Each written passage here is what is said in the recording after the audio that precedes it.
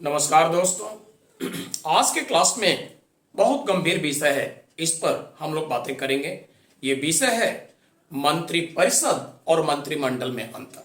तो आइए देखते हैं differences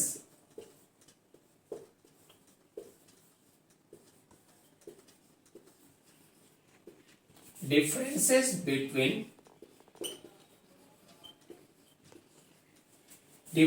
between council of ministry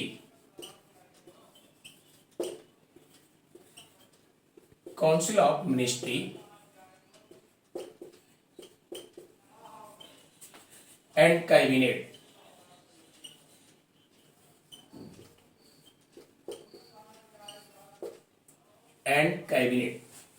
तो ये टॉपिक है मंत्रिपरिषद और मंत्रिमंडल में अंतर, differences between council of ministry and cabinet. इन दोनों के बिटवीन डिफरेंसेस क्या है, इसी पर आज के क्लास में हम लोग बातें करेंगे। तो आइए देखते हैं। सबसे पहले एक परिचय, एक पहचान कर लिया जाए, काउंसिल ऑफ मिनिस्ट्री होती क्या है। भारत के संविधान में जो मंत्री परिषद की बात की गई है, किस आर्टिकल में कैसे कैसे उसमें कब कब चेंजिंग किए गए हैं, किस अमेंडमेंट से। कैबिनेट क्या होता है, ओरिजिनली कॉन्स्टिट्यूशन में क्या बातें थी, कौन बाद में जोड़ी गई, इस सभी मुद्दे पर हम लोग चर्चा करेंगे। दोनों की पहचान करते हुए फिर इनके अंतर डिफरेंस पर डिटेल बातें करेंगे। तो देखिए, भारतीय संविधान का यह अनुच्छेद है, भारतीय संविधान का अनुच्छेद है अनुच्छेद 74। ये आर्टिकल 74 है। इसमें कहा गया है राष्ट्रपति को सहायता और सलाह देने के लिए एक मंत्री परिषद होगी। यह बात कहा गया अंडर आर्टिकल 74 में। भारत के संविधान के अनुच्छेद 74 में कहा गया है राष्ट्रपति को सहायता और सलाह देने के लिए एक मंत्री परिषद होगी, जिसका प्रधानमंत्री होगा और राष्ट्रपति इसी मंत्री परिषद के सलाह से कार्य करेगा। ठीक, आगे कहा गया है किंतु राष्ट्रपति अगर सलाह चाहता से पुनर्विचार चाहता है तो किसी विषय में एक बार वापस कर सकता है।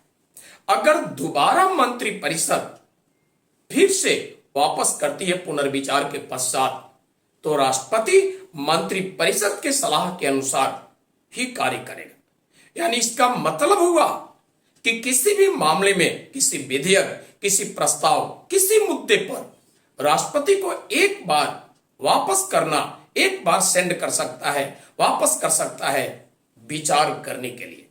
लेकिन विचार करके माने कि उसमें चेंजिंग परिवर्तन किया सरकार ने, अथवा कुछ भी चेंजिंग परिवर्तन नहीं किया, और संसद के दोनों सदन, राज्यसभा, लोकसभा, दोनों सदनों से पास करके पुनः सरकार उसी व्यवस्था को कोई चेंजिंग नहीं किया, अगर एज इट इज उसी व्यवस्था को वापस कर देती है, तो राष्ट्रपति बाउंडेड हैं, भारत के राष्ट्रपति बाध्य हैं, अब वापस नहीं कर सकते, कोई चेंजिंग परिवर्तन नहीं सिग्नेचर करें। यानी किसी विधेयक के मामले में कोई प्रस्ताव किसी भी मुद्दे पर एक बार ही वापस कर सकते हैं, दोबारा नहीं। एक बात यहां पर और कंफर्म कर, हम लोगों को हर एंगल से निगाह डालना है, ताकि यूपीएससी कहीं से भी क्वेश्चन करता है, हम कहीं से भी उसमें इफ बट न रहे, हम बहुत अच्छे से कर सकें। तो देखा जाए इसमें क्या बातें हैं।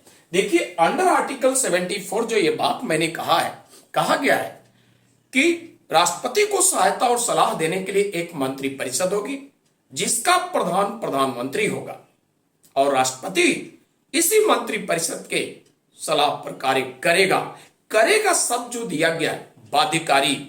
ओरिजिनली कॉन्स्टिट्यूशन में, भारत के मूल संविधान में यह बाध्यकारी व्यवस्था नहीं था। भारत की प्रधानमंत्री हुआ करती थी स्वर्गीय इंदिरा गांधी जी, जिन्हें आयरन लेडी भी कहा जाने लगा था। राजनीति में कुछ उनके ऐसे निर्णय थे जिसको लेकर के समाज उन्हें आयरन लेडी कहने लगा, और कुछ ऐसे भी निर्णय थे जो भारतीय समाज उन्हें अत्याचारी लेडी भी कहने लगा। जैसे याद कीजिए, इमरजेंसी इत्यादि के निर्णय, विपक्षियों पर जो गंभीर अत्याचार के कदम उठाए, गंभीर निर्णय उनके कुछ ऐसे थे जिसके कारण से अत्याचारी लेडी भी कहा जाने लगा।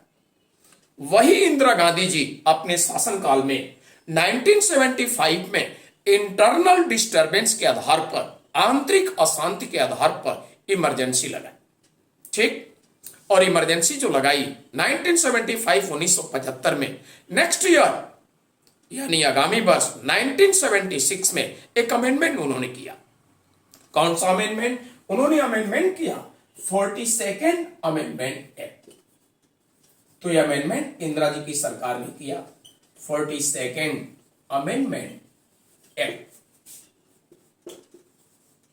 और ये एक्ट इंदिरा जी की सरकार ने किया, ये एक्ट इंदिरा जी की सरकार ने ये काम किया था 1976, यानी 1975 में आंतरिक अशांति के आधार पर उन्होंने इमरजेंसी लगाया और नेक्स्ट ईयर दूसरे वर्ष इन्होंने ये काम किया।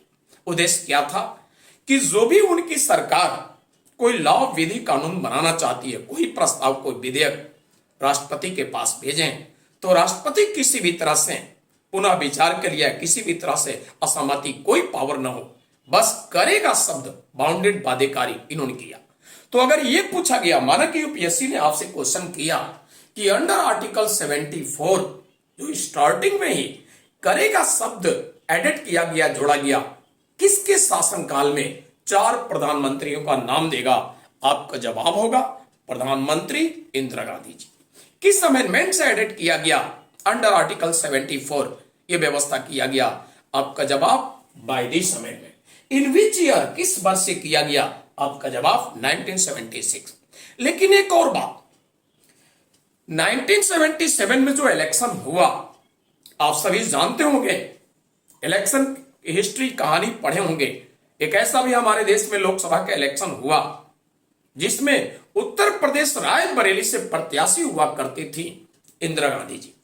और आप सभी लोग जानते होंगे उत्तर प्रदेश के जो 2 लोकसभा सीट हैं, एक तो अमेठी और दूसरा रायबरेली, ये दोनों बड़ा चर्चा में रहे। और दोनों ये उस कांग्रेस सुप्रीमो इंदिरा जी, या कांग्रेस एक परिवार के लिए आजादी के बाद जाने जाना लगा, नेहरू परिवार या कहिए इंदिरा परिवार, राजीव परिवार, जो भी कहिए, उस परिवार की पार्टी।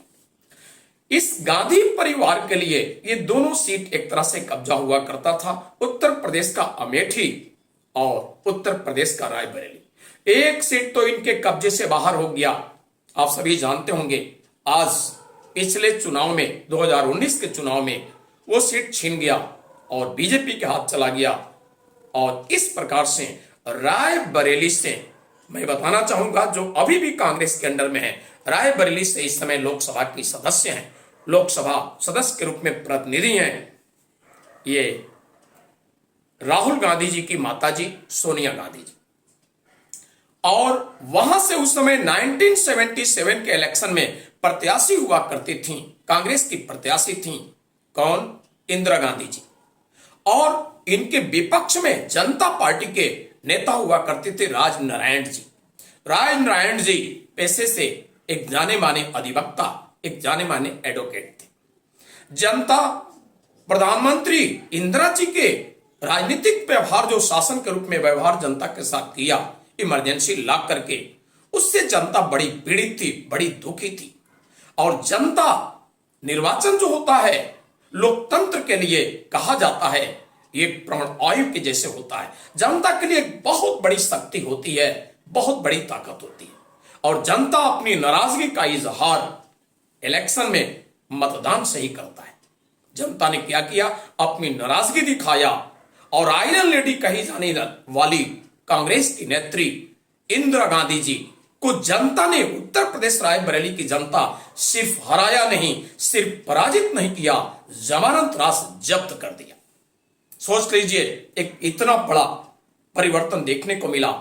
यानी जनता इतनी नाराज थी, सिर्फ हराया नहीं। और सरकार अब आ गई किसकी? 1977 में गवर्नमेंट आ गई जनता पार्टी। प्रधानमंत्री हुआ करते थे मोरारजी देसाई।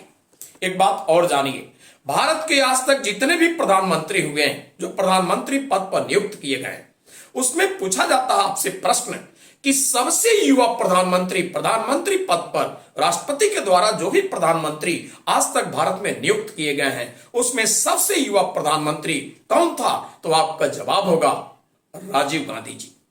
और सबसे ज्यादा उम्र का प्रधानमंत्री जो नियुक्त किया गया हो राष्ट्रपति के द्वारा भारत के लिए कौन था? आपका जवाब होगा मोरारजी देसाई। तो मोरारजी देसाई देश के प्रधानमंत्री हुए। मोरारजी देसाई गवर्नमेंट ने इंदिरा गांधी सरकार की जो व्यवस्था की गई थी बाई 42nd अमेंडमेंट, बाउंडेड किया गया था, राष्ट्रपति को पावर ही नहीं था सरकार कोई प्रस्ताव कोई बिल पास करके भेजा लौटाने का, किसी भी तरह से विचार करने का, कोई असहमति राष्ट्रपति को है जताने का पावर नहीं था। इन्होंने क्या किया? मोरारजी देसाई गवर्नमेंट ने आर्टिकल 74 में एक अमेंडमेंट किया और यह था 44th अमेंडमेंट एक्ट। तो 44th amendment act Morarji Desai सरकार ने यह काम किया 1978 में। और 1978 में यह काम करके उन्होंने राष्ट्रपति को पुनर्विचार करने की शक्ति, कि सरकार को पुनर्विचार करने के लिए, दोबारा उस पर विचार करने के लिए वापस कर सकते हैं, सेंड कर सकते हैं, भेज सकते हैं। जो अभी मैंने बताया कि किंतु राष्ट्रपति अगर चाहते हैं तो सरकार को पुनर्विचार के लिए इसको वापस भेज सकते हैं। ठीक, तो पुनर्विचार के लिए जो एक बार लौटाने की बात है, यह शक्ति मोरारजी देसाई सरकार ने दिया। तो अगर आपसे कमीशन क्वेश्चन करता है कि किस सरकार के द्वारा यह व्यवस्था किया गया, आपका जवाब है मोरारजी देसाई सरकार। 4 प्रधानमंत्री का नाम देगा, जवाब इंदिरा जी नहीं होगी, जवाब राजीव गांधी नहीं होंगे, मोरारजी। ठीक है, आगे देखिए किस अमेंडमेंट से व्यवस्था क्लियर है? ये 44 अमेंडमेंट। In which year? आपका जवाब होगा 1978। लेकिन अगर ये वापस किए, सरकार कोई चेंजिंग परिवर्तन नहीं जिससे राष्ट्रपति की असहमति जता रहे हैं कि ये सुधार किया जाना चाहिए, सरकार ने कोई चेंजिंग परिवर्तन, कोई सुधार नहीं किया और पार्लियामेंट के दोनों हाउसेस से पुनः आईजीटी सेम वही बातें पास करके भेज दिया, तो राष्ट्रपति को फिर से लौटाने की शक्ति नहीं है। क्लियर? ये आपने देखा आर्टिकल 74 में जो व्यवस्था है। आइए नेक्स्ट आर्टिकल की बातें हम लोग करेंगे और नेक्स्ट आर्टिकल होगा, ये आर्टिकल होगा, आर्टिकल नेक्स्ट होगा, ये होगा 75।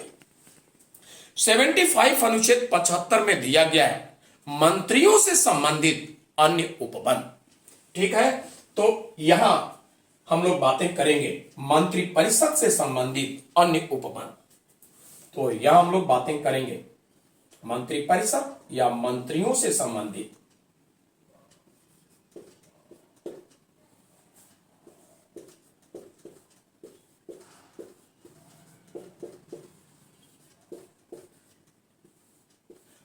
अन्य उपबंध। तो other provisions related to ministers of union council of ministry या रिलेटेड टू मिनिस्टर्स। ठीक है, तो मंत्रियों से संबंधित जो अन्य प्रोविजन प्रावधान दिए गए, उपबंध दिए गए, वो क्या है, उनकी बातें करें। देखिए आर्टिकल 75 के पार्ट फर्स्ट में जो व्यवस्था दिया गया है वो ये दिया गया है। 75 में व्यवस्था दिया गया है कि प्रधानमंत्री राष्ट्रपति के द्वारा नियुक्त किए जाएंगे। भारत के प्रधानमंत्री किसके द्वारा नियुक्त किए जाएंगे? राष्ट्रपति के द्वारा। और अन्य मंत्री जो होंगे वो राष्ट्रपति के द्वारा नियुक्त किए जाएंगे प्रधानमंत्री के सिफारिश पर। तो प्रधानमंत्री नियुक्त किए जाएंगे राष्ट्रपति के द्वारा और मंत्रिपरिषद के अन्य मंत्री प्रधानमंत्री के सिफारिश पर राष्ट्रपति के द्वारा नियुक्त किए जाएंगे। क्लियर? तो यह बात क्लियर है कि प्रधानमंत्री भी नियुक्त किए जाएंगे भारत के राष्ट्रपति के द्वारा, लेकिन अन्य मंत्रियों की नियुक्ति भी राष्ट्रपति के द्वारा ही। लेकिन राष्ट्रपति तभी करेंगे किसी को मंत्री पद पर नियुक्ति, उसी नाम को नियुक्त करेंगे जो नाम रिटेन भारत के प्रधानमंत्री के द्वारा रिकमेंड किया गया, अनुशंसा सिफारिश किया गया। ठीक, ये बात कहा गया है आर्टिकल 75 के पार्ट फर्स्ट में। क्लियर? आगे हम लोग बातें करें। अब 75 के नेक्स्ट पार्ट में देखा जाए तो 75 के नेक्स्ट पार्ट में मंत्री परिषद के आकार की बात की गई। तो इसमें कहा गया है मंत्री परिषद का आकार।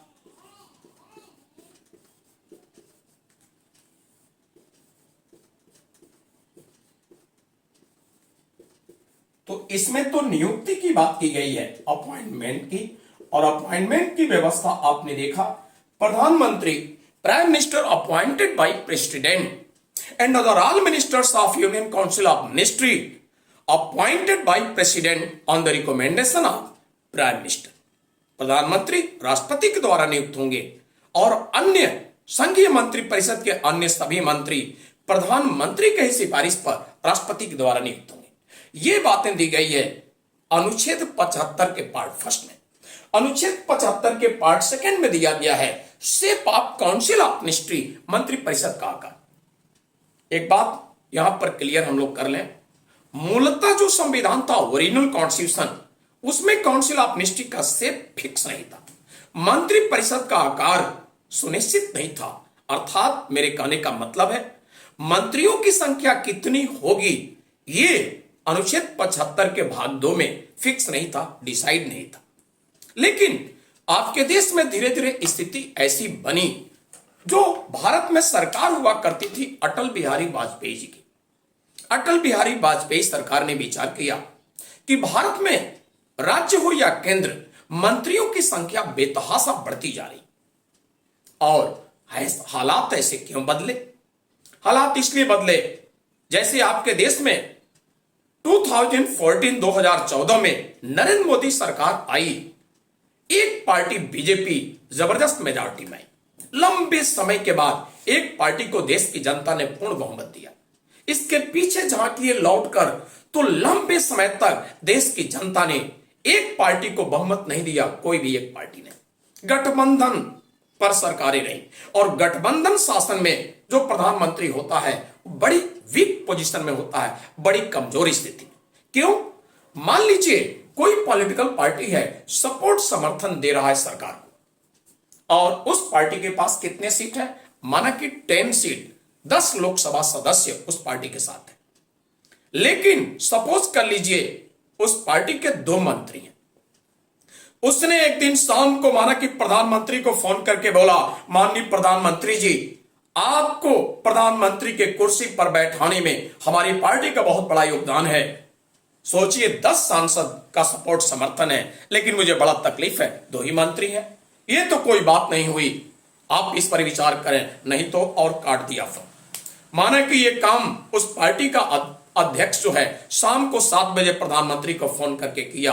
प्रधानमंत्री को अब नींद नहीं लगेगा, चाय शाम को पी रहे हैं, चाय उनको बस जहर जैसे लग रहा है, रात भर नींद नहीं आया, बस बेड पर पिल्लो इधर से इधर फेंकते रहे, बेचैन पागल रहे।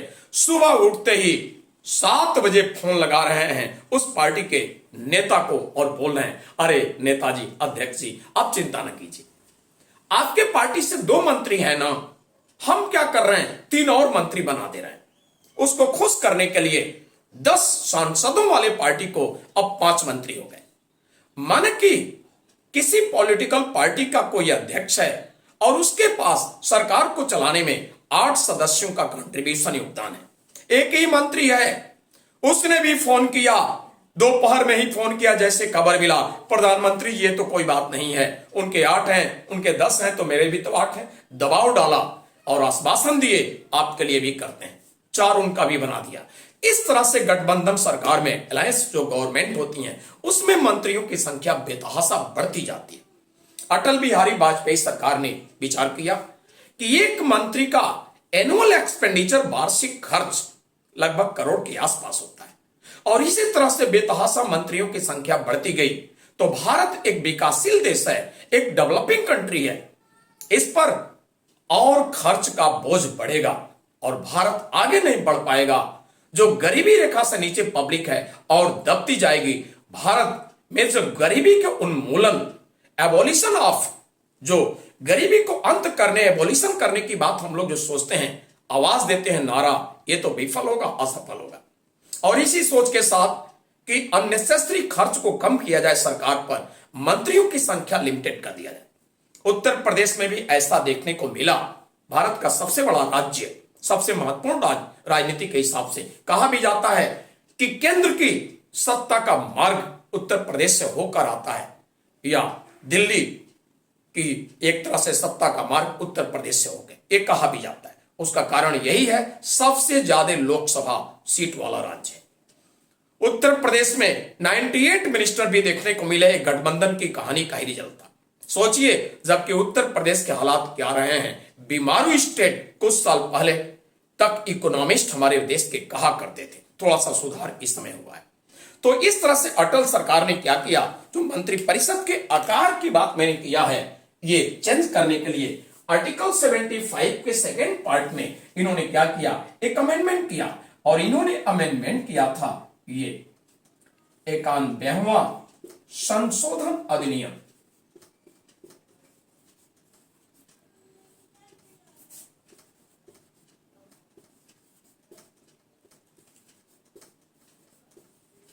तो अटल बिहारी वाजपेयी सरकार ने 91वां संविधान संशोधन अधिनियम ये लाए। कब की बात है, 2003 में। और 2003 में यह अधिनियम लाकर अटल बिहारी वाजपेयी सरकार ने व्यवस्था कर दिया कि यूनियन काउंसिल ऑफ मिनिस्ट्री में मैक्सिमम मिनिस्टर्स होंगे कितने, 15%। और 15% से मतलब क्या है, इसको समझेंगे। सरकार ने व्यवस्था कर दिया कि संघीय मंत्री परिषद में, संघ की जो मंत्री परिषद होगी उसमें मंत्रिपरिषद में मंत्रियों की अधिकतम संख्या होगी लोकसभा के कुल सदस्यों की संख्या के 15%। ठीक है। Maximum ministers in union council of ministry should be 15% of total strength of house of people. यानी लोकसभा के कुल सदस्यों की संख्या का, टोटल स्ट्रेंथ का अधिक से अधिक मंत्री यूनियन में, संघ में होंगे तो कितने होंगे, लोकसभा के कुल सदस्यों की संख्या का 15%। प्रेजेंट टाइम में, वर्तमान में देखा जाए तो लोकसभा के कुल सदस्यों की संख्या एलएस, यानी लोकसभा के कुल सदस्यों की संख्या कितनी है, ये है 543 टोटल। और टोटल मेंबर जो 543 हैं, अधिक से अधिक केंद्र में मंत्री होंगे तो 543 का 15%। आप 15% को कैलकुलेट कर सकते हैं। तो 500 पर 15% देखें तो 15 पचे 75, 75 हो गए। और 43 को परसेंटेज हम यहां निकालें तो लगभग हाफ के आसपास कर दिए 7। तो 75 और 7 कितने हो गए, ये हो गए 82।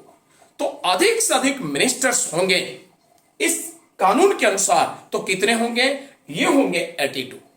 इस प्रकार से मैक्सिमम का सीमा डिसाइड कर दिया गया। ऐसा भी देखा गया कि 90 प्लस मिनिस्टर, 100 के आसपास मिनिस्टर्स होते गए गठबंधन सरकारों में। अटल बिहारी वाजपेयी सरकार ने सोचा कि एक मंत्री का वार्षिक खर्च करोड़ से ज्यादा है, अननेसेसरी खर्च बढ़ेगा, ये रोकने के लिए इन्होंने व्यवस्था किया। इसी संशोधन से इन्होंने राज्यों के मंत्री परिषद में स्टेट काउंसिल ऑफ मिनिस्ट्री में भी फिक्स किया। यानी किसी भी राज्य में, राज्य के विधानसभा के कुल सदस्यों की संख्या का अधिक से अधिक उस राज्य में मंत्री कितने होंगे, विधानसभा के कुल सदस्यों की संख्या का 15%। अधिकतम मैक्सिमम होंगे 15%, इससे ज्यादा नहीं होंगे। ठीक है, यह व्यवस्था किया गया। जैसे आप देख रहे हैं, उत्तर प्रदेश के विधानसभा में कुल सदस्यों की संख्या है 403, तो 403 के 15%। मैक्सिमम लिमिटेशन, उससे कम होंगे, उससे ज्यादा नहीं। और सरकार ने विचार किया, अटल सरकार ने विचार किया कि हमारे देश में कुछ ऐसे भी राज्य हैं जहां पर विधानसभा में विधायकों की संख्या बहुत कम है। जैसे देखा जाए पुदुचेरी, कितने एमएलए हैं वहां की विधानसभा में, 30। तो 30 का अगर 15% किया जाए तो बड़े कम होंगे, 4 के आसपास। सरकार ने सोचा कि ऐसे छोटे राज्यों में बड़ी दिक्कत होगी शासन करने में। इसी प्रकार से देखा जाए, सिक्किम में 32 एमएलए हैं तो 32 का 15% समझ सकते हैं। गोवा में 40 एमएलए, मिजोरम में 40 एमएलए। तो इस प्रकार से छोटे राज्यों में जहां एमएलए कम है तो 15% करने पर कम होंगे। इस पर सरकार, केंद्र सरकार ने विचार किया और कैबिनेट विचार करके व्यवस्था की कि भारत के ऐसे राज्य जहां विधानसभा के कुल सदस्यों की संख्या का 15% करने पर अगर 12 से कम मंत्री होते हैं, बिलो 12 मिनिस्टर्स 15% फार्मूला अपनाने पर होते हैं, तो उन छोटे राज्यों के लिए सरकार व्यवस्था कर दिया कि मैक्सिमम मिनिस्टर्स इन राज्यों में, अधिकतम मंत्रियों की संख्या कितनी होगी, 12 होगी। ये अधिक से अधिक मंत्री। छोटे राज्यों का मतलब समझ गए। फिर से बता दूं, भारत के ऐसे राज्य जिनके विधानसभा में कुल विधायकों की संख्या का 15% फार्मूला अपनाने पर अगर 12 से कम होते हैं तो उनको स्मॉल स्टेट, छोटा राज्य सरकार ने माना और उनके लिए व्यवस्था कर दिया। उस राज्य में अधिक से अधिक मंत्री होंगे, कितने? 12। यह व्यवस्था किया गया। तो यूनियन काउंसिल ऑफ मिनिस्ट्री, संघीय मंत्री परिषद में मंत्रियों की लिमिटेशन संख्या पूछा गया कि किस संशोधन से किया गया। आपका जवाब होगा ये 91st अमेंडमेंट।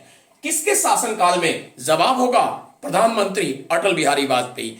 कब यह किया गया? जवाब होगा 2003।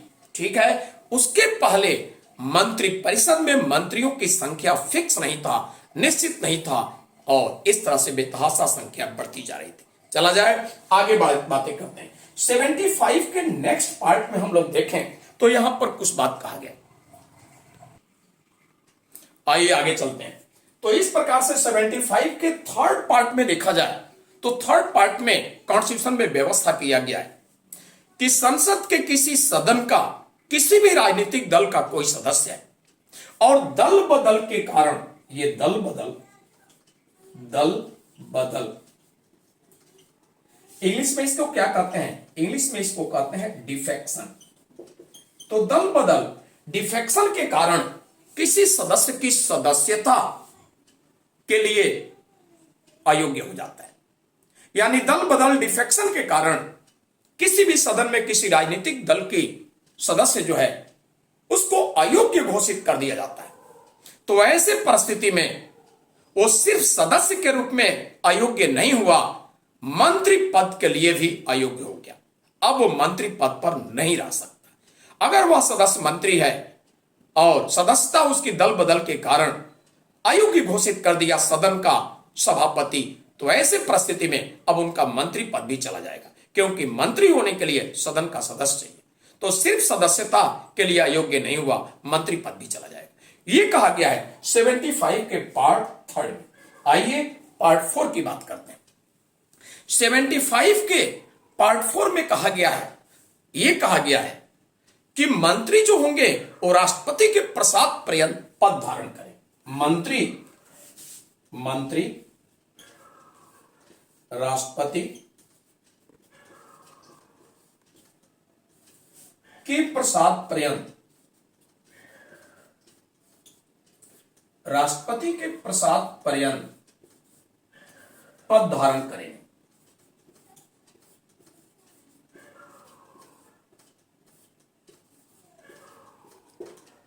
ये जो वर्ड है, यहां वर्ड पर ध्यान देना है। ये वर्ड है प्रसाद पर्यंत, ये वर्ड है प्रसाद पर्यंत। इसका इंग्लिश होता है प्लेजर।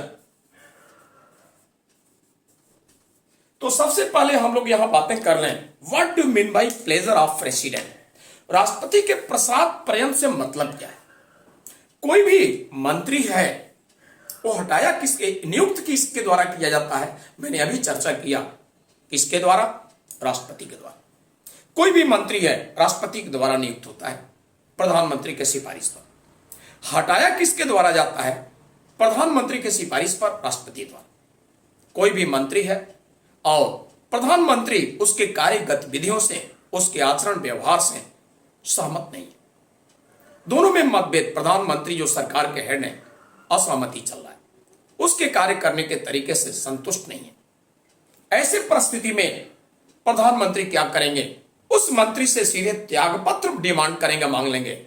अगर नहीं त्यागपत्र करता है तो प्रधानमंत्री को पावर है, सिफारिश करेंगे राष्ट्रपति को पद से हटाने के लिए, बर्खास्त करने के लिए। राष्ट्रपति सिग्नेचर कर दिए, मंत्री हट जाएगा।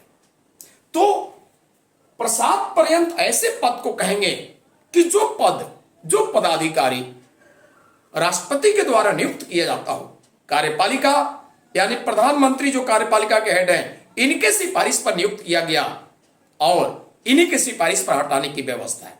उसमें विधानमंडल, लेजिस्लेचर, पार्लियामेंट की भूमिका नहीं है, जुडिशरी, न्यायपालिका की भूमिका नहीं है। तो इस तरह के पद जो कार्यपालिका के द्वारा ही नियुक्ति है, कार्यपालिका के हेड, यूनियन एक्जीक्यूटिव संघीय कार्यपालिका के हेड कौन है? राष्ट्रपति। उनके द्वारा नियुक्त और उन्हीं के द्वारा हटाने की व्यवस्था है। ऐसे पद को कहेंगे उनके प्रसाद पर्यंत। तो ऐसे पदाधिकारी जो राष्ट्रपति के द्वारा नियुक्त और राष्ट्रपति के द्वारा ही हटाने की व्यवस्था है और राष्ट्रपति के प्रसाद पर्यंत। जैसे राज्यों के राज्यपाल हैं गवर्नर ऑफ स्टेट्स, तो governor of any state appointed by president and also remove by president. Bharat के किसी भी राज्य का राज्यपाल राष्ट्रपति के द्वारा प्रधानमंत्री की सिफारिश पर राष्ट्रपति के द्वारा नियुक्त होता है और प्रधानमंत्री की सिफारिश पर राष्ट्रपति के द्वारा ही पद से हटाया जाता है। इसमें संसद की या राज्य विधानमंडल की भूमिका नियुक्ति हटाने में नहीं है। ठीक, तो गवर्नर को क्या कहेंगे? राष्ट्रपति के प्रसाद पर्यंत।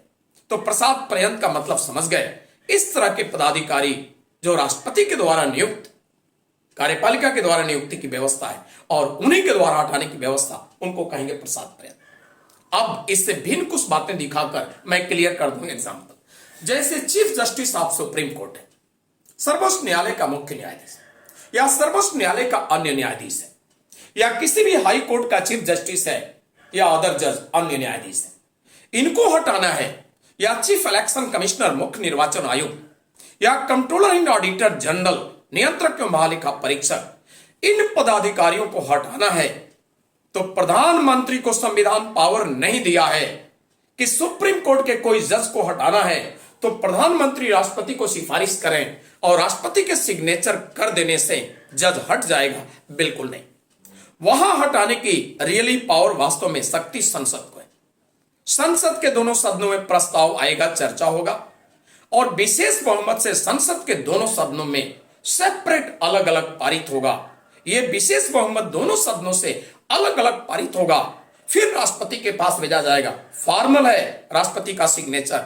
अगर संसद के दोनों सदनों से बहुमत से, विशेष बहुमत से नहीं पास हुआ तो भारत का नियंत्रक महालेखा परीक्षक, भारत के सर्वोच्च न्यायालय का मुख्य न्यायाधीश या अन्य न्यायाधीश, या उच्च न्यायालय का मुख्य न्यायाधीश या अन्य न्यायाधीश, या चीफ इलेक्शन कमिश्नर मुख्य निर्वाचन अधिकारी, ये पदाधिकारी जो मैंने नाम दिया, राष्ट्रपति नहीं हटा सकते हैं। वास्तव में हटाने की शक्ति किसको है? संसद। यहां से पास होगा तो सर्वोच्च न्यायालय के न्यायाधीश, उच्च न्यायालय के न्यायाधीश, कंट्रोलर इन ऑडिटर जनरल, नियंत्रक महालेखा परीक्षक, जिनको शॉर्ट में कैग कहते हैं, ये राष्ट्रपति के प्रसाद पर्यंत नहीं होते।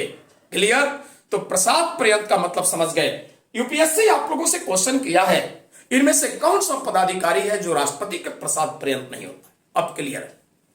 ऑप्शन इस प्रकार से देगा, ये ऑप्शन दिया भारत के किसी राज्य का राज्यपाल, नेक्स्ट ऑप्शन भारत के प्रधानमंत्री, next option chief justice of supreme court, next option कुछ भी दे दिया। इनमें से कोई नहीं। आप समझ सकते होंगे कि कौन कौन ऐसा पद है जो नहीं है प्रसाद पर्यंत, कौन प्रसाद पर्यंत है, ऐसे भी पूछेगा तो देगा chief justice of India, controller and auditor general, और नेक्स्ट दे दिया संघीय मंत्री परिषद का कोई मंत्री। नेक्स्ट इनमें से कोई नहीं। यहां भी क्लियर है कौन है प्रसाद पर्यंत? संघीय मंत्री परिषद का मंत्री। कैग, संसद को हटाने की शक्ति, वास्तव में सुप्रीम कोर्ट का चीफ जस्टिस, समझ ही गए। इस तरह से प्रश्न होंगे। आइए देखते हैं। तो ये व्यवस्था दिया गया है आर्टिकल 75 के पार्ट 4 में। अब हम लोग आगे बढ़ते हैं और आगे देखते हैं आगे की व्यवस्था क्या है। तो आइए आगे हम लोग देखते हैं। नेक्स्ट पार्ट में कहा गया है, यहां पर अगले पार्ट में 75 के नेक्स्ट पार्ट में, कि मंत्रिपरिषद सामूहिक रूप से लोकसभा के प्रति उत्तरदायी होगी। दोस्तों, अगर आप लोगों से पूछा गया कि संघीय मंत्रिपरिषद के जो मंत्री होते हैं, संघीय मंत्रिपरिषद के जो मंत्री होते हैं, उनका व्यक्तिगत उत्तरदायित्व तो किसके प्रति होता है? अगर यह प्रश्न पूछा गया कि संघीय मंत्रिपरिषद के जो मंत्री होते हैं, उनका व्यक्तिगत उत्तरदायित्व तो किधर होता है? ऑप्शन इस प्रकार से देगा, राष्ट्रपति, नेक्स्ट संसद, और नेक्स्ट लोकसभा।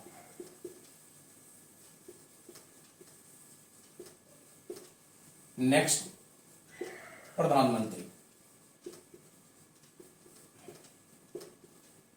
तो देखिए आर्टिकल 75 में इसका एविडेंस मिलता है। जो प्रसाद पर्यंत की बात की गई है, ये पर्सनल रिस्पांसिबिलिटी, इंडिविजुअल रिस्पांसिबिलिटी की बात करता है, व्यक्तिगत उत्तरदायित्व की बात भी हो जाता है इससे। अगर आपसे पूछा गया कि भारत के संविधान में इंडिविजुअल रिस्पॉन्सिबिलिटी, व्यक्तिगत उत्तरदायित्व मंत्री की किसके प्रति, तो आपका जवाब राष्ट्रपति। और इसके एविडेंस कहां मिलते हैं, आपका जवाब आर्टिकल 75 के थर्ड पार्ट में जो प्रसाद पर्यंत प्लेजर ऑफ प्रेसिडेंट की बात की गई है, ये इसका एविडेंस प्रमाण है। और इसी आर्टिकल 75 के नेक्स्ट पार्ट में कहा गया है, वो क्या कहा गया है, मंत्रिपरिषद सामूहिक रूप से लोकसभा के प्रति उत्तरदायी होगी। तो आगे कहा गया है मंत्रिपरिषद सामूहिक रूप से, मंत्रिपरिषद सामूहिक रूप से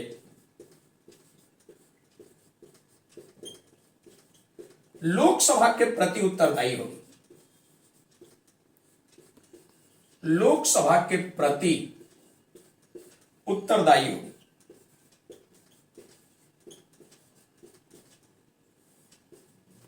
यानी आप कहेंगे union council of ministry collectively responsible to Lok Sabha.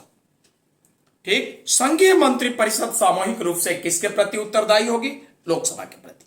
यह व्यवस्था है आर्टिकल 75 के नेक्स्ट पार्ट। और सामूहिक उत्तरदायित्व से मतलब क्या है, इसको अच्छे से हम लोग समझ लें। देखिए, सामूहिक उत्तरदायित्व से मतलब है जो कैबिनेट होती है वो शासन के सरकारी कार्यों से संबंधित निर्णय लेती है। तो भारत में जो कैबिनेट मंत्रिमंडल है सरकार के सरकारी कार्यों से संबंधित निर्णय लेती है। वीकली सिटिंग करके साप्ताहिक इसकी बैठक होती है और उसमें सरकारी कार्यों से संबंधित निर्णय लिया जाता है। माना कि कोई निर्णय लिया गया कैबिनेट के द्वारा, सरकार की कैबिनेट ने निर्णय लिया, उस निर्णय से कोई एक मंत्री है जो सहमत नहीं है, विरोध कर रहा है, उसकी असहमति है, तो कैबिनेट सिस्टम मंत्रिमंडल प्रणाली की जो सरकार होती है, ये कहां की व्यवस्था है, ये ब्रिटेन से व्यवस्था ली गई है। हमारी पार्लियामेंट्री गवर्नमेंट ब्रिटेन की व्यवस्था है। यूएसए की अध्यक्षात्मक शासन भारत के संविधान में एडॉप्ट नहीं किया गया, ब्रिटेन की पार्लियामेंट्री गवर्नमेंट। और कैबिनेट सिस्टम जो होता है या डिपार्टमेंटल सिस्टम इसको कहते हैं, ये ब्रिटेन के संविधान की ही ये भी विशेषता है। कैबिनेट सिस्टम या डिपार्टमेंटल सिस्टम से मतलब होता है कि अलग अलग नेचर के जो कार्य हैं, अलग अलग व्यक्तियों को जिम्मेदारी दिया जाए और वो सभी अपनी जिम्मेदारी को निर्वहन अच्छे से करें, देश के काम अच्छे से होंगे। आज आप देख रहे हैं इंटरनल सिक्योरिटी की जिम्मेदारी किसको दिया गया है, होम मिनिस्ट्री को, यानी किसके अंडर में है, अमित शाह जी। और इसी प्रकार से डिफेंस प्रतिरक्षा की जिम्मेदारी किसको है, डिफेंस मिनिस्ट्री, यानी किसके अंडर में है, राजनाथ सिंह। वित्त इत्यादि की जिम्मेदारी किसको है, फाइनेंस मिनिस्ट्री, कौन है, निर्मला सीतारमण जी। इस प्रकार से एग्रीकल्चर की जिम्मेदारी एग्रीकल्चर मिनिस्ट्री किसके अंडर में, अर्जुन मुंडा। तो यह बांटा गया है। तो ये जो बंटवारा किया गया है इसी को कैबिनेट सिस्टम, हिंदी में मंत्रिमंडल प्रणाली या डिपार्टमेंटल सिस्टम, विभागीय प्रणाली। एक बात समझिए, हमारा देश भारत गुलाम था ब्रिटेन के अंडर में। तो ये पूछा गया, यूपीएससी ने क्वेश्चन किया है कि भारत में पहली बार कैबिनेट सिस्टम किसके शासनकाल में शुरू हुआ। हमारे देश में वायसराय हुआ करता था लॉर्ड कैनिंग, और लॉर्ड कैनिंग का टेन्योर था 1856 टू 1862, 1856 से लेकर 1862 में लॉर्ड कैनिंग ने ही यह व्यवस्था शुरू किया। इसके पहले ब्रिटिश शासन जो कर रही थी हमारे भारत में शासन, उसने कैबिनेट सिस्टम, मंत्रिमंडल प्रणाली की व्यवस्था नहीं दिया। तो भारत में कैबिनेट सिस्टम की शुरुआत कब हुई, आपका जवाब 1861। ये टेन्योर 56 से लेकर 1856 से 62 वायसराय लॉर्ड कैनिंग का टेन्योर कार्यकाल था। इसलिए यह भी पूछा गया है किस वायसराय के शासनकाल में भारत में विभागीय प्रणाली या मंत्रिमंडल प्रणाली की शुरुआत हुई, किस वायसराय के शासनकाल। आपका जवाब वायसराय लॉर्ड कैनिंग। कब शुरू किया गया, तो 1861 में। विभागीय प्रणाली क्या होता है आप समझ गए। ये भारत के संविधान की जो विशेषता है हमारे देश की, ये कहां से लिया गया, ब्रिटेन से। और इस प्रकार से यहां पर दिया गया है कि मंत्रिपरिषद सामूहिक रूप से लोकसभा के प्रति उत्तरदायी हो। तो सामूहिक उत्तरदायित्व सामूहिक उत्तरदायित्व की जो बात है, ये सामूहिक उत्तरदायित्व की जो बात की गई है, इसका मैं एग्जाम्पल भी आपको दे दूं। मैंने अभी बताया है कि मंत्रिमंडल के निर्णय, शासन से संबंधित मंत्रिमंडल निर्णय लिया और कोई एक मंत्री की असहमति है, तो जिम्मेदारी बनती है हर मंत्री के लिए कि मंत्रिमंडल का जो निर्णय है वो सदन के अंदर और सदन के बाहर भी आप मंत्रिमंडल की आवाज को बुलंद करें, उसका साथ देना है, उसके अलग नहीं, असहमति नहीं। यह है सामूहिक उत्तरदायित्व का पहचान। अगर असहमति है तो आप त्यागपत्र दीजिए। आपको एग्जाम्पल दे दूं, 1953 की एक कहानी मुझे याद आ रहा है। 1953 की बात है। नेता कौन? Doctor Bhimrao Ambedkar.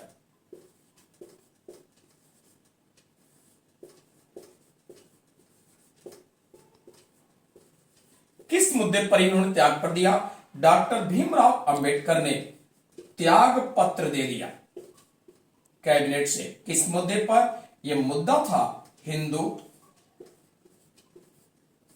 Code bill.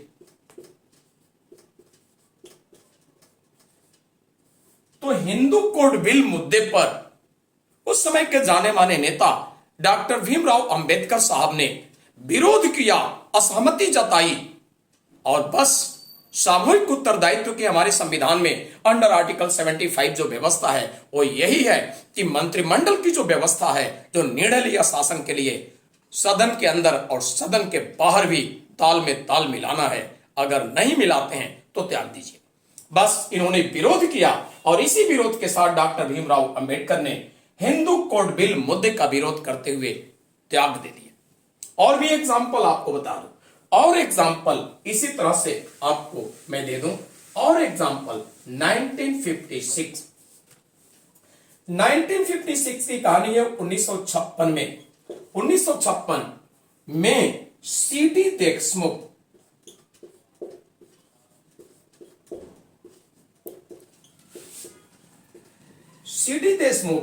Cabinet minister CD Deshmukh ने त्याग पत्र दिया। और मुद्दा क्या था यह भी समझ लीजिए। ये 1956 में राज्य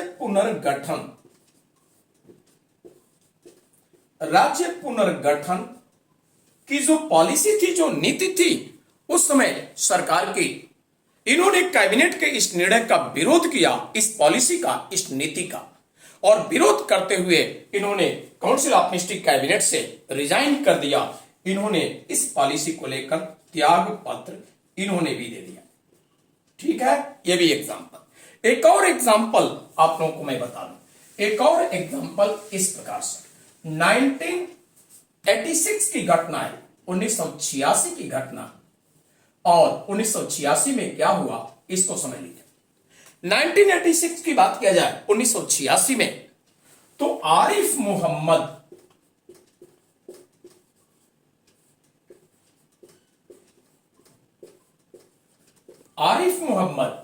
कैबिनेट का एक निर्णय था, इन्होंने त्याग पत्र दिया। इन्होंने त्याग पत्र दिया किस मुद्दे पर? एक कानून आया था उस समय, मुस्लिम महिला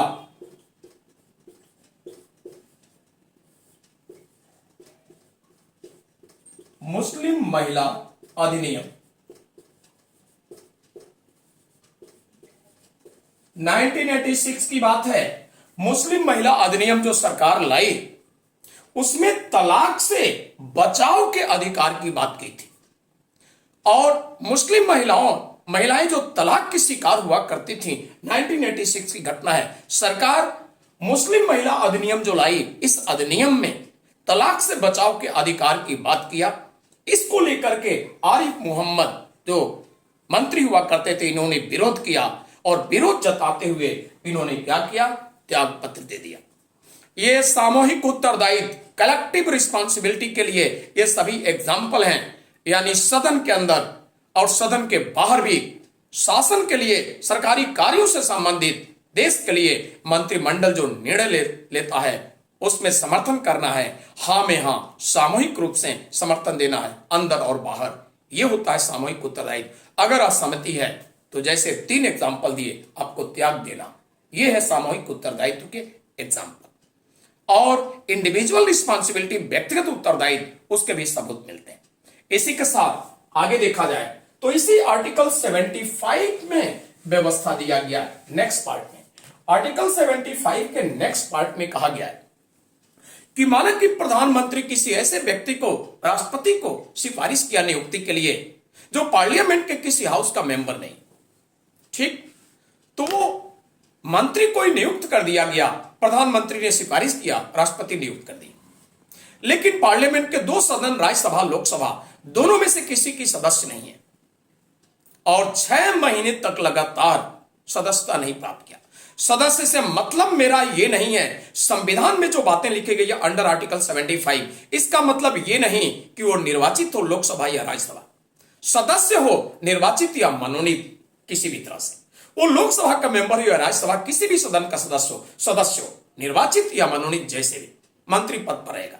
तो माने कि लगातार 6 महीना सदस्यता नहीं प्राप्त किया, तो 6 महीना जो अवधि ड्यूरेशन है उसके आखिरी दिन उनका मंत्री पद रिक्त माना जाएगा। यह 75 के नेक्स्ट पार्ट में दिया है। दोस्तों यहां पर मैं कंपेयर करना चाहूंगा यूएसए के कॉन्स्टिट्यूशन से। ब्रिटिश कॉन्स्टिट्यूशन की जो व्यवस्था है मैंने कंपेयर किया, यहां पर हम थोड़ा सा यूएसए भी चले वहां की व्यवस्था दी। यूएसए में अध्यक्षात्मक शासन व्यवस्था है।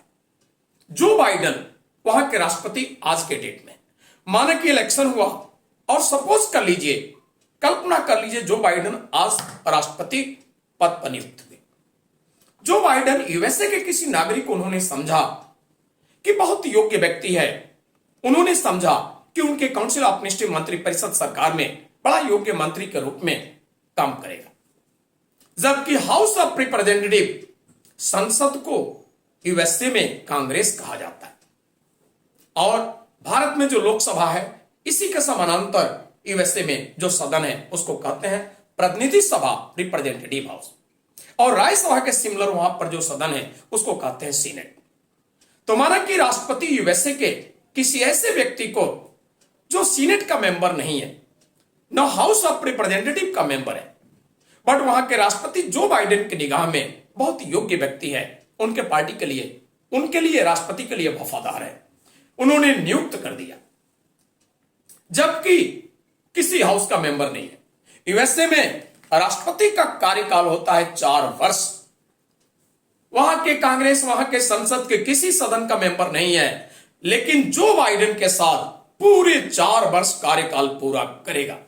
यह यूएसए के अध्यक्षात्मक व्यवस्था, यूएसए के संविधान और भारत के संविधान में एक मेजर डिफरेंस, एक बहुत बड़ा अंतर देखने को मिलता है कि यूएसए के अध्यक्षात्मक व्यवस्था में काउंसिल ऑफ मिनिस्ट्री मंत्रिपरिषद में मंत्री होने के लिए किसी सदन का सदस्य होना जरूरी नहीं है, लेकिन भारत में पार्लियामेंट्री गवर्नमेंट है, संसदीय शासन है, यह ब्रिटेन से लिया गया है। यहां पर क्या जरूरत है, मंत्री होने के लिए पार्लियामेंट के दोनों में से किसी सदन का सदस्य होना जरूरी है।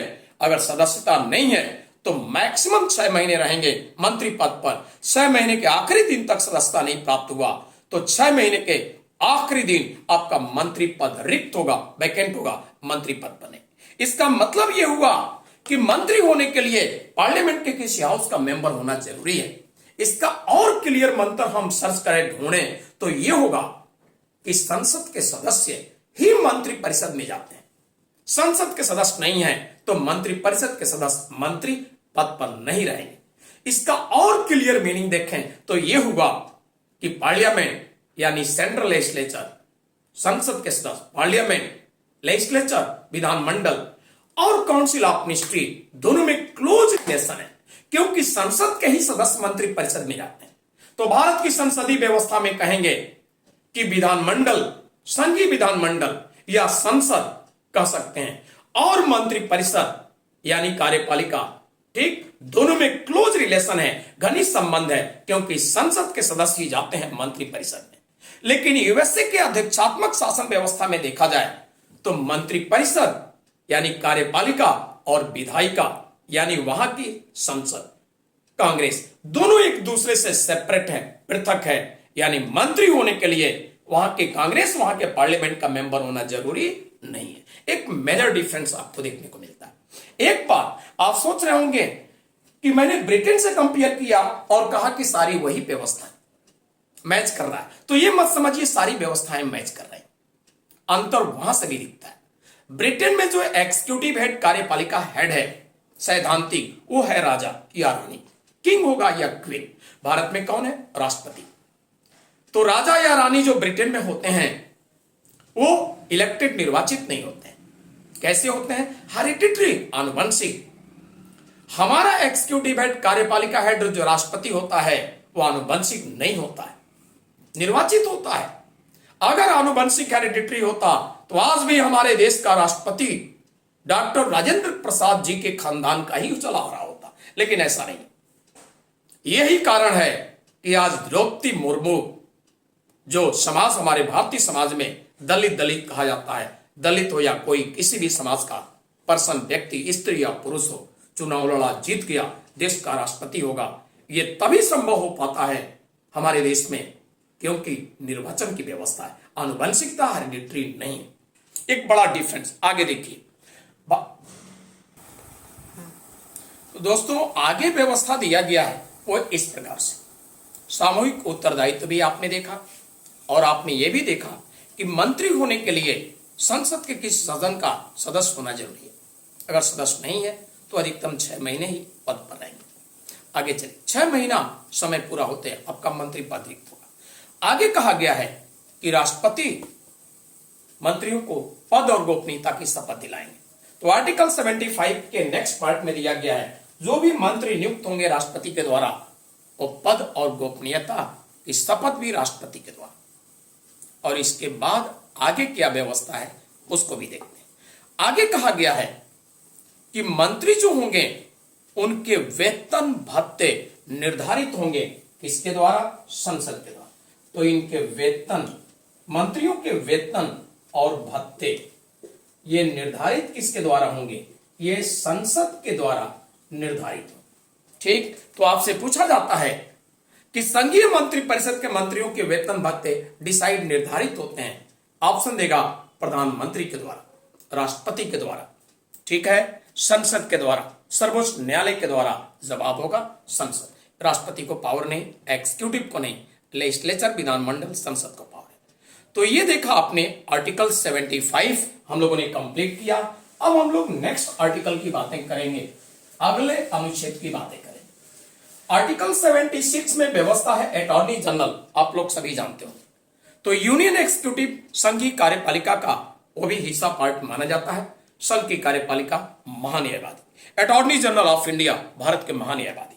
लेकिन टॉपिक है मंत्रिपरिषद और मंत्रिमंडल, इसलिए अटॉर्नी जनरल पर हम बातें ज्यादा नहीं करेंगे, टॉपिक से हट जाना होगा, इस पर बातें डिटेल नहीं। आगे चलिए, अनुच्छेद 77 है ये, तो ये आपने देखा। अनुच्छेद 76 हमने बातें कर लिया, महान्यायवादी, अटॉर्नी जनरल। 77 की बात करते हैं।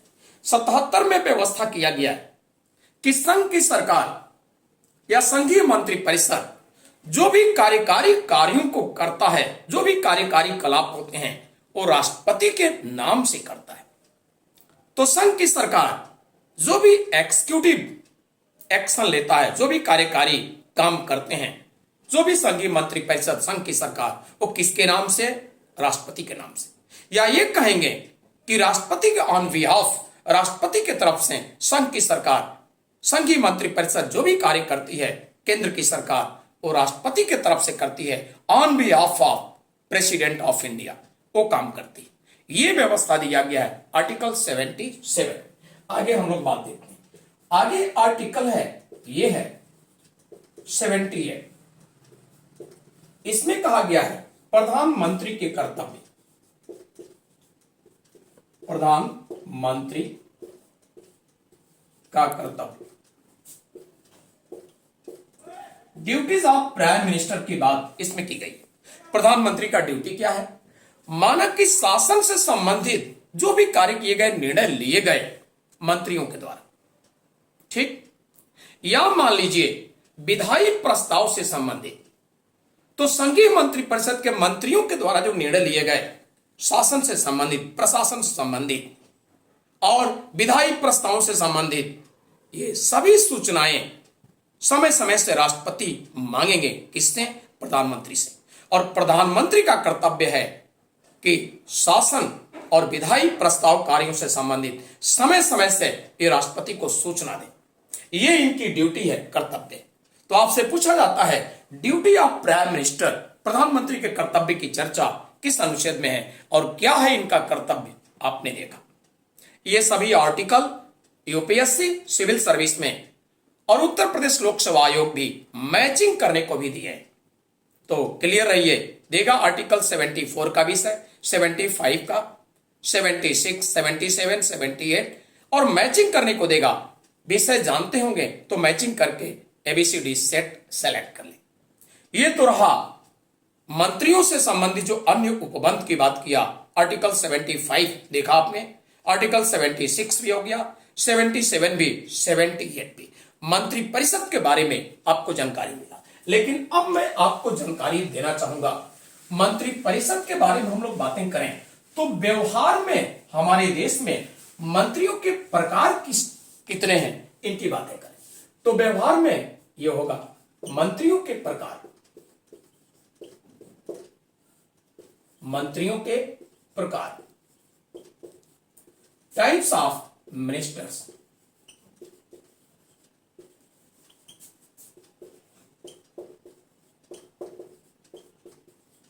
मंत्रियों के प्रकार, मैंने एक बात बोला व्यवहार में, प्रैक्टिकली सैद्धांतिक रूप से भारत के संविधान के किसी अनुच्छेद में टाइप्स ऑफ मिनिस्टर, मंत्रियों के प्रकार की चर्चा नहीं है, कहीं लिखा ही नहीं गया है।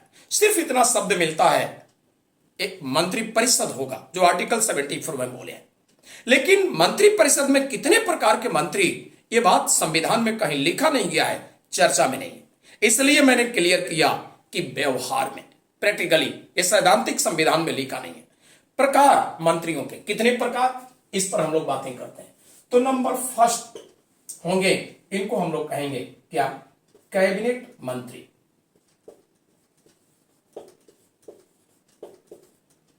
कैबिनेट मंत्री,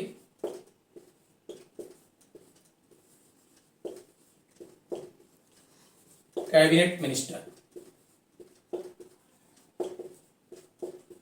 नंबर फर्स्ट।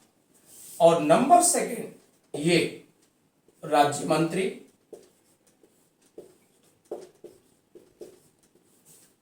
स्वतंत्र प्रभार,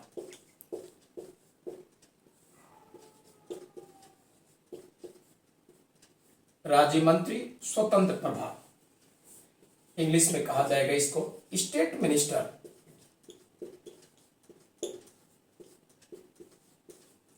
इंडिपेंडेंट चार्ज,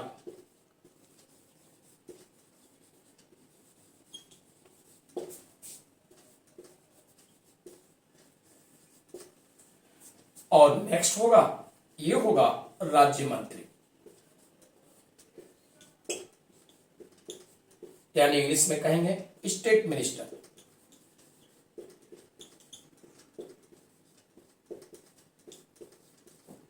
और नेक्स्ट फोर्थ होगा डिप्टी मिनिस्टर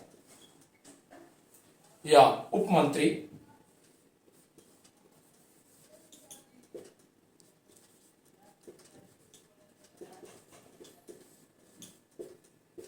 उप मंत्री।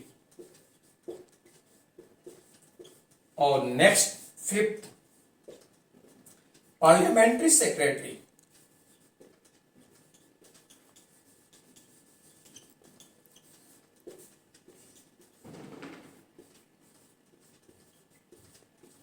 इसका हिंदी होगा संसदीय सचिव।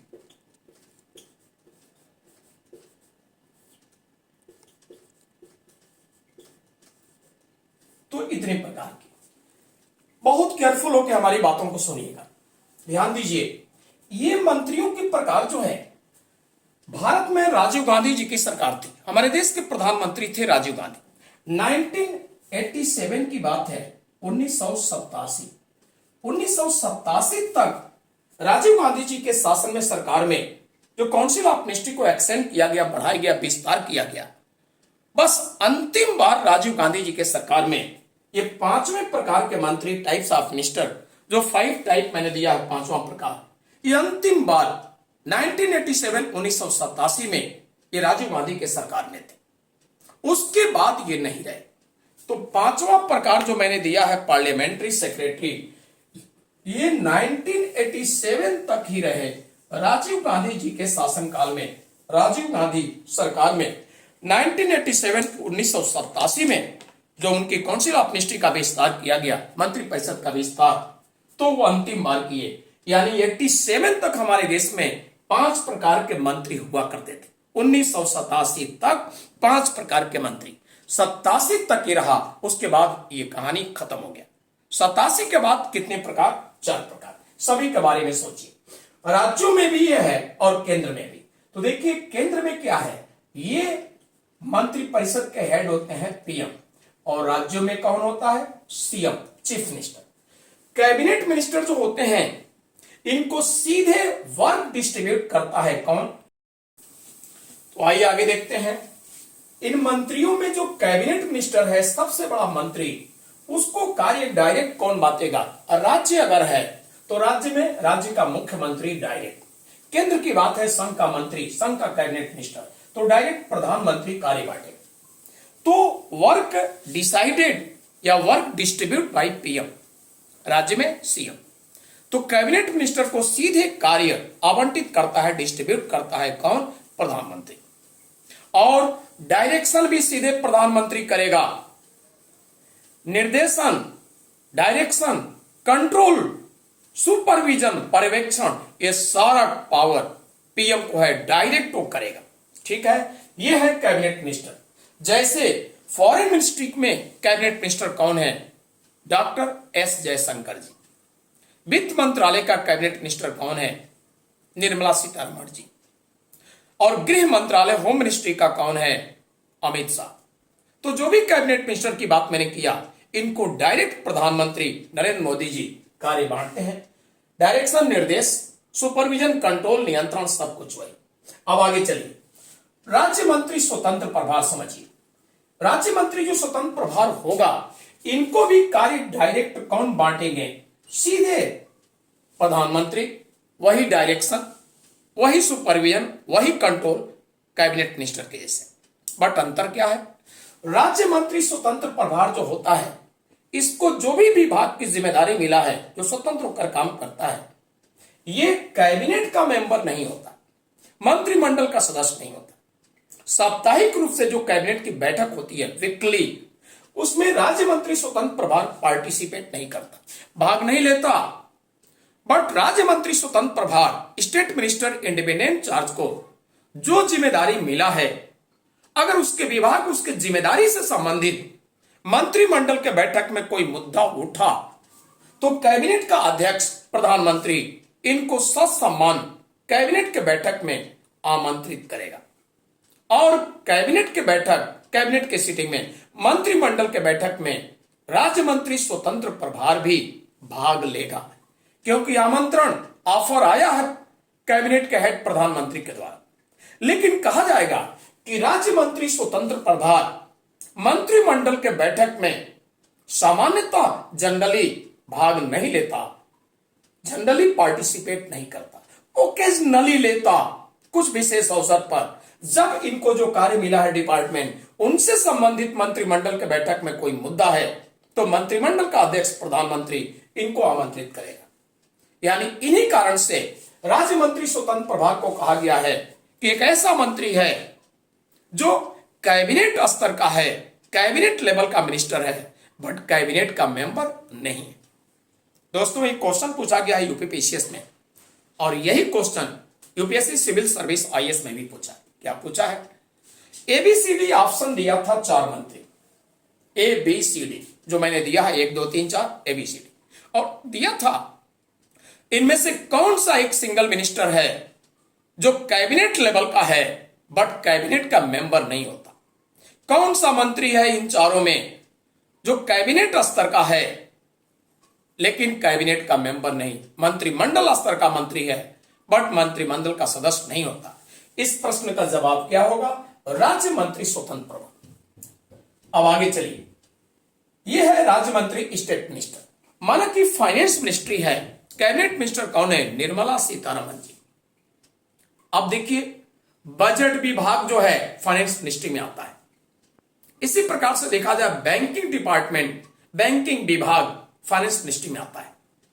तो उसी फाइनेंस मिनिस्ट्री का जो स्टेट मिनिस्टर राज्य मंत्री होगा, इसी प्रकार से देखा जाए तो गृह मंत्रालय में भी राज्य मंत्री होते हैं और उप मंत्री होते हैं। इसी प्रकार से विदेश मंत्रालय में भी राज्य मंत्री उप मंत्री होते हैं। अब देखिए, इन मंत्रालयों का जो कैबिनेट मिनिस्टर होगा वो राज्य मंत्री को सीधे वर्क डिस्ट्रीब्यूट करेगा, कार्य बांटेगा, डायरेक्ट पीएम ने। जिस मंत्रालय के राज्य मंत्री हैं उस मंत्रालय का कैबिनेट मिनिस्टर इनको वर्क डिस्ट्रीब्यूट करेगा, इनको कार्य बांटेगा। तो उस मंत्रालय का जो कैबिनेट मिनिस्टर है वो कार्य बांटेगा। जैसे वित्त मंत्रालय का राज्य मंत्री है तो वित्त मंत्रालय के जो कैबिनेट मिनिस्टर हैं निर्मला सीतारमण जी, वो इनको कार्य बांटेंगे, जिम्मेदारी देंगे। और वही कैबिनेट मिनिस्टर वित्त मंत्रालय के निर्मला सीतारमण जी ही इनको डायरेक्शन, निर्देश देंगे। इन पर कंट्रोल, नियंत्रण, सुपरविजन, कोई भी कमी मिला काम में तो वही सब कुछ कंट्रोल, नियंत्रण बताएंगे, फटकार भी लगाएंगे। ये डायरेक्ट पीएम ने। पीएम के प्रति जवाबदेही जिस मंत्रालय के राज्य मंत्री है उस मंत्रालय के कैबिनेट मिनिस्टर से पीएम बात करेंगे, क्योंकि उनके अंडर में राज्य मंत्री। उप मंत्री के साथ भी वही है। माना कि होम मिनिस्ट्री का कोई उप मंत्री है तो कैबिनेट मिनिस्टर जो होम मिनिस्ट्री के हैं वो इनको क्या करेंगे, काम देंगे। वही डायरेक्शन, सुपरविजन, कंट्रोल यानी निर्देश, नियंत्रण और कार्य को आवंटित करना, बांटना, ये सब उस मंत्रालय के कैबिनेट मिनिस्टर। अब समझ गए होंगे। तो राज्य मंत्री स्वतंत्र प्रभार के नीचे जो हैं वो पीएम सीधे उनके टच में, डायरेक्शन, सुपरविजन नहीं, उस मंत्रालय के कैबिनेट मिनिस्टर। और अंतिम पांचवा जो पार्लियामेंट्री सेक्रेटरी, संसदीय सचिव की बात किया वो मैंने बताया ही। अंतिम बार जो प्रधानमंत्री राजीव गांधी जी के शासनकाल में मंत्रिमंडल का विस्तार हुआ, मंत्रिपरिषद का, उस समय राजीव गांधी सरकार ने 1987 में अंतिम बार, उसके बाद नहीं, पार्लियामेंट्री सेक्रेटरी, संसदीय सचिव का कार्य किया था। कोई भी जो सीनियर मिनिस्टर, उन मिनिस्टर्स के संसदीय क्षेत्र या संसदीय कार्यों में इनकी रोल, इनकी भूमिका हुआ करती थी। बट 87 में ये कहानी खत्म हो गया, ये नहीं है। प्रेजेंट टाइम में देखा जाए कितने प्रकार के व्यवहार में मंत्री, तो आपका जवाब चार, केंद्र में भी और राज्यों में भी यही चल रहा है।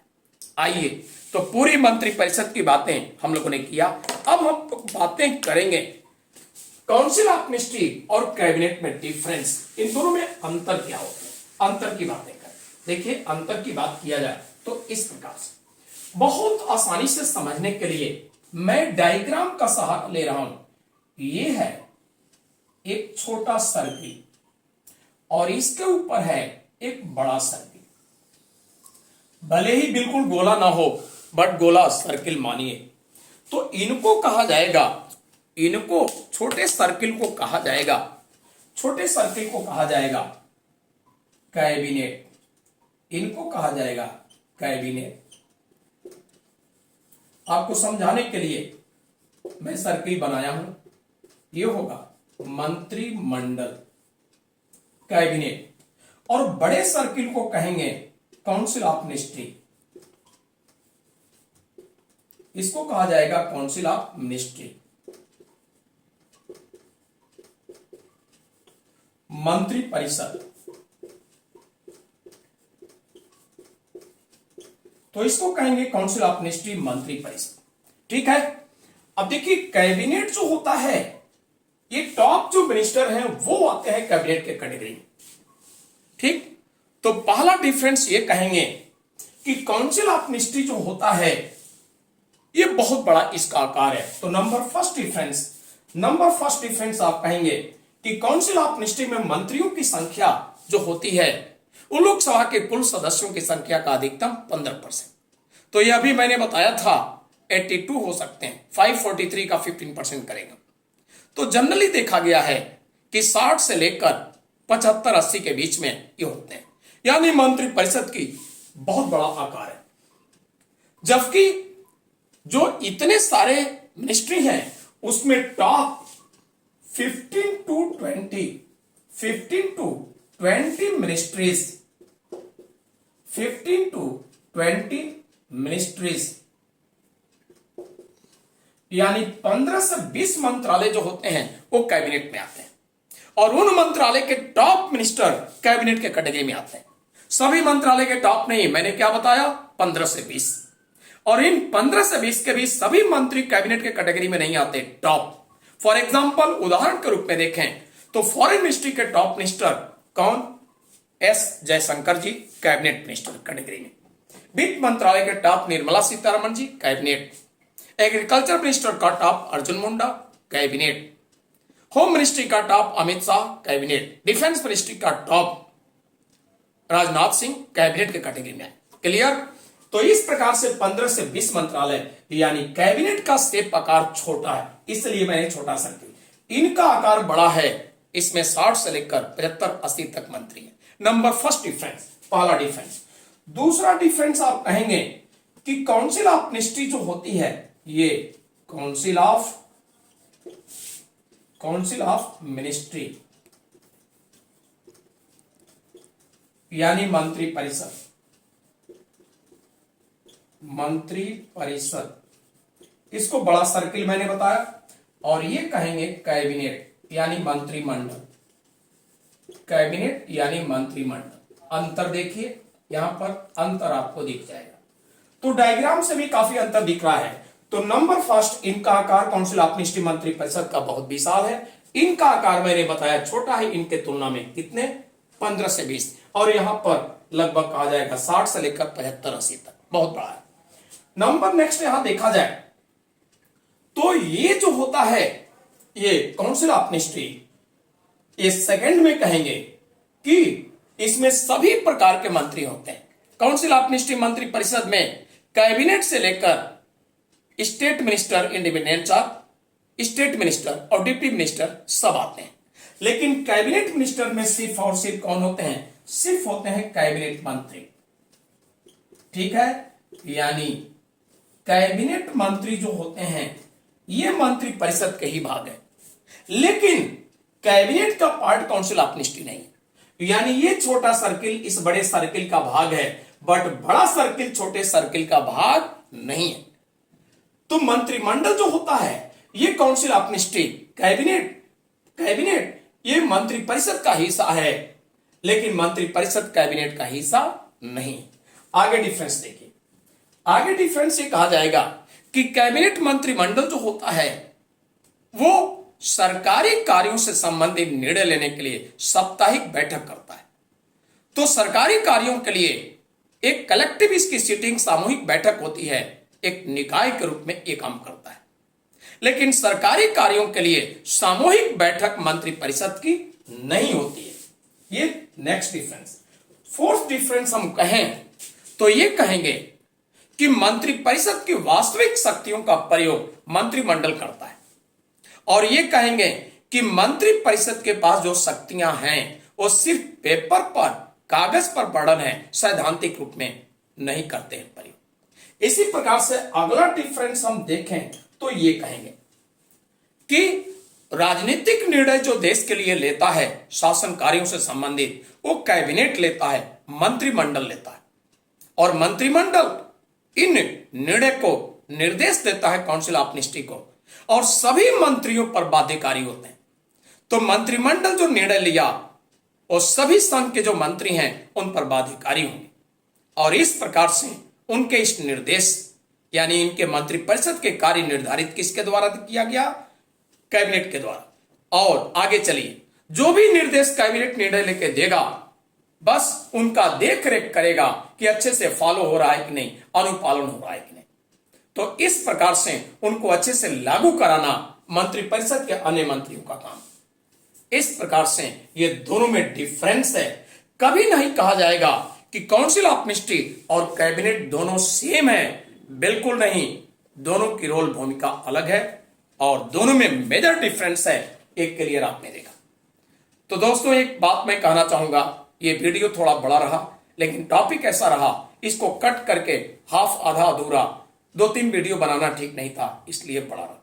ठीक है, तो ये क्लियर हो गया कि council of ministry and cabinet के बिटवीन डिफरेंस क्या है, मंत्री परिषद मंत्रिमंडल में अंतर क्या है। इन मुद्दे पर हमने डिस्कस किया। आप आसानी से सभी प्रश्नों के जवाब समझ करके दे सकते हैं। और इस प्रकार से सभी के जवाब आपको यहां मिल रहे हैं। तो पीटी मेंस जहां भी आप इसका प्रयोग करें, आसानी से समझ के जवाब दे सकते हैं। तो आज का क्लास यहीं तक। Thank you, good bye.